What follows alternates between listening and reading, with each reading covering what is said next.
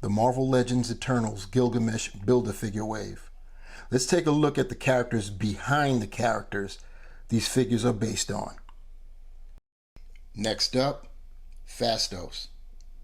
Let's talk about it.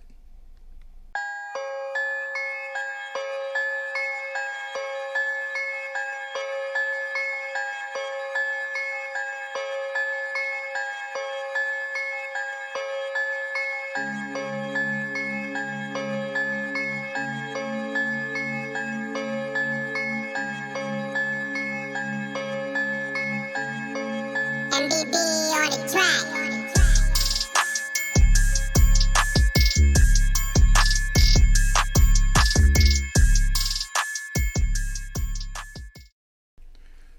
So what we have here on our rotating platter, we've got Phastos as he is portrayed in the upcoming Marvel Studios movie Eternals.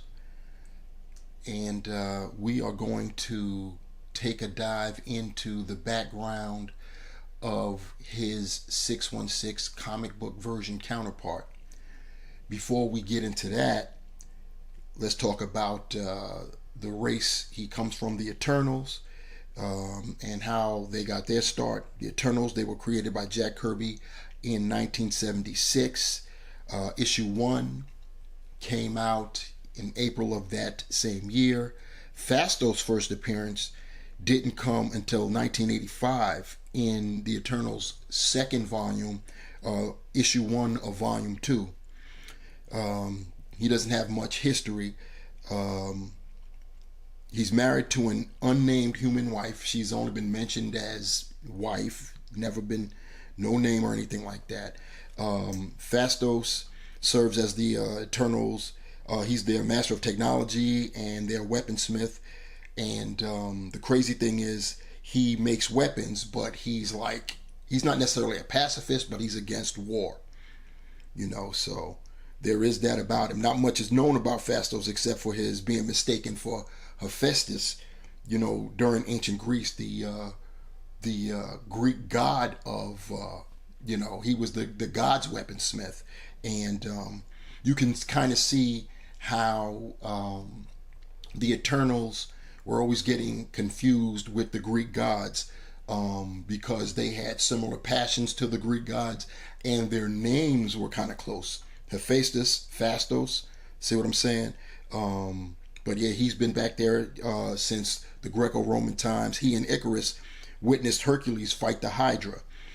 Some key events with Phastos, what kicked off the Eternal second series, which is where Phastos made his first appearance, was they had a conflict with Apocalypse. Apocalypse was trying to incite a new war with the Deviants.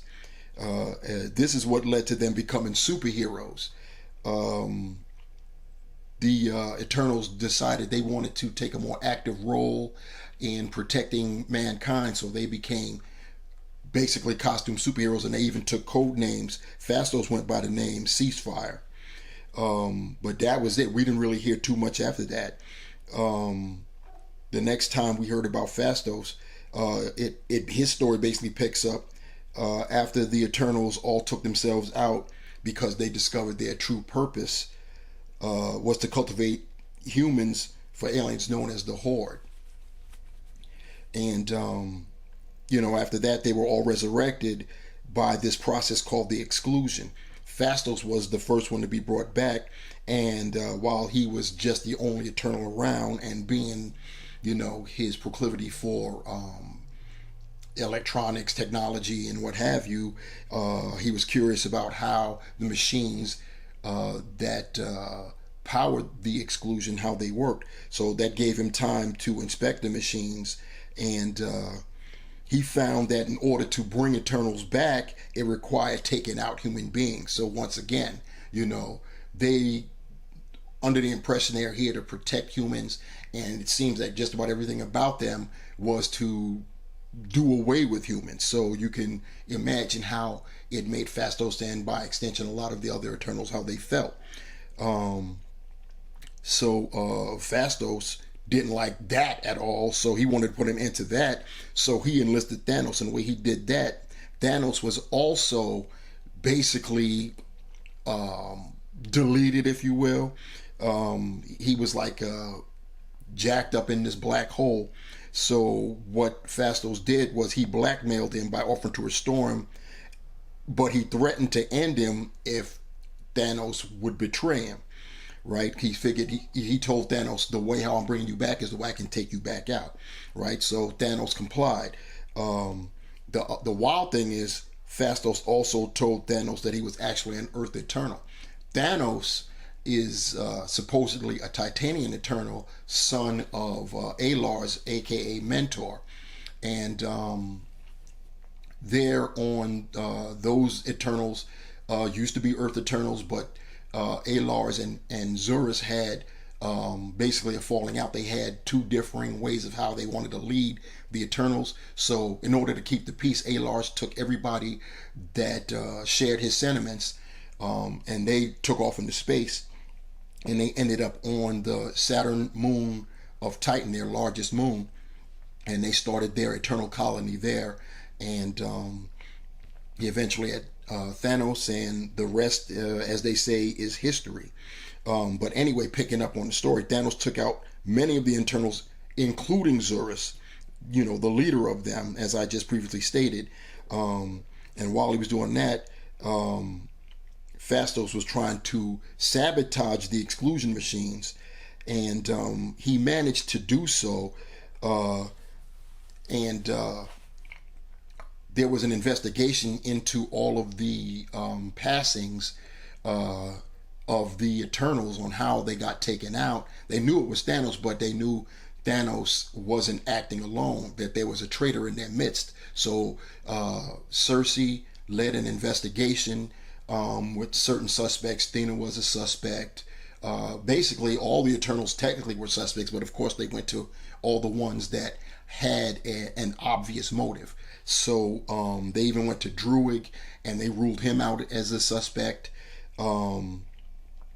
What ended up happening was it turned out that Gilgamesh was the one who revealed that Phastos was behind everything, because only Phastos would know how to run the machines. And Phastos had some sort of change of heart, so he was trying to repair the machines, but he couldn't do so. So he tried to teleport someone that could, but he couldn't do that, so he ended up teleporting all the Eternals to his location. He told Icarus how to repair the machines, and Icarus went and did so at the cost of his life. Druig had entered Phastos' mind and erased from Phastos' mind how to take out Thanos, so Phastos didn't know how to undo what he did to bring Thanos back. Phastos then, in the aftermath of this, told the Eternals why he did what he did, which was, once again, the whole exclusion process costing human lives. So the other Eternals, they weren't happy with the reason. So what they ended up doing was they went to Zurus. Phastos and a few of the Eternals, they went to Zurus, who was already resurrected, once again by the process, to discuss alternatives. But Zurus said that they just keep using the exclusion. So Phastos and some of the Eternals, of course, they weren't happy with that particular result. So they went to the Deviants, and they actually asked them, how could Eternals become Deviants? So that's basically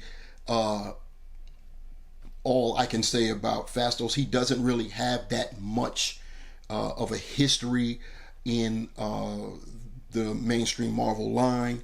Once again, he got picked up in their second series, their second volume, and that's what it is. So that's basically a background on Phastos. We'll get into his power set. Because of the cosmic energy that powers them all, Eternals can basically do the same things that other Eternals can do. They just focus on whatever interests them the most. But basic Eternal abilities, they're immortal, they're invulnerable. Once again, that's to varying degrees. They all have the ability to regenerate.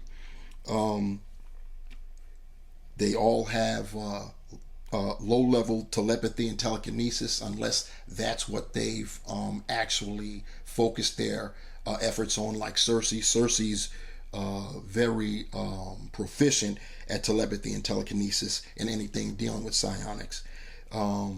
Like other Eternals, Phastos is super strong. He's never really shown too many feats of strength. He was depicted throwing some boulders one time, so we don't know exactly how strong he is. We just know that the average male Eternal can bench press about 25 tons. So he can fly like all Eternals can fly. He can fly up to about 600 miles per hour. Like all Eternals, he can shoot concussive blasts from his eyes and his hands, and he can teleport. Most Eternals, all Eternals can teleport. Most don't really like to because of how it makes them feel.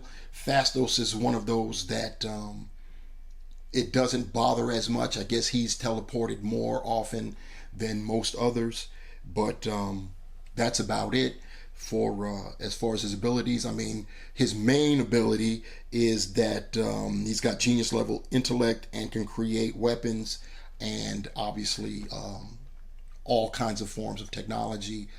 And yeah, that's about it as far as his power set goes.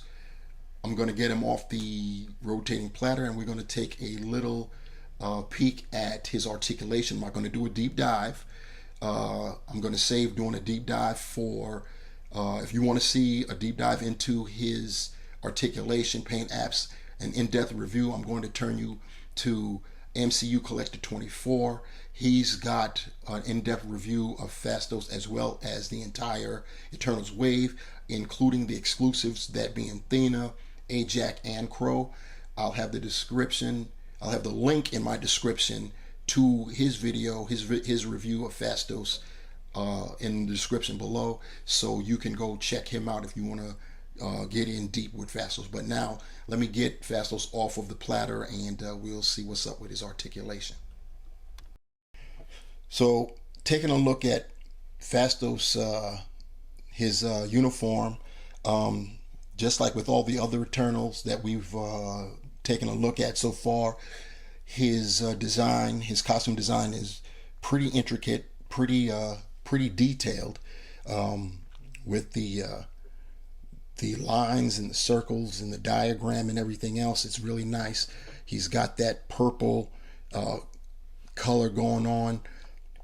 Paint apps going down his, we'll call it skirt or whatever this is, PJs, onesie, whatever you want to call this. Good detail along the arms, and he doesn't have any paint really on the back. You've got this black over here draping his, once again, whatever this is, dress, whatever you want to call it. I could tell you, because of how hard this is, it's pretty difficult to get him to stand, because it's very difficult to get any movement out of the legs. The legs have to articulation. It's just difficult to get them to do anything. Anyway, speaking of articulation, his head is on a dumbbell. He could do all kinds of, it's pretty cool. Got rotation there.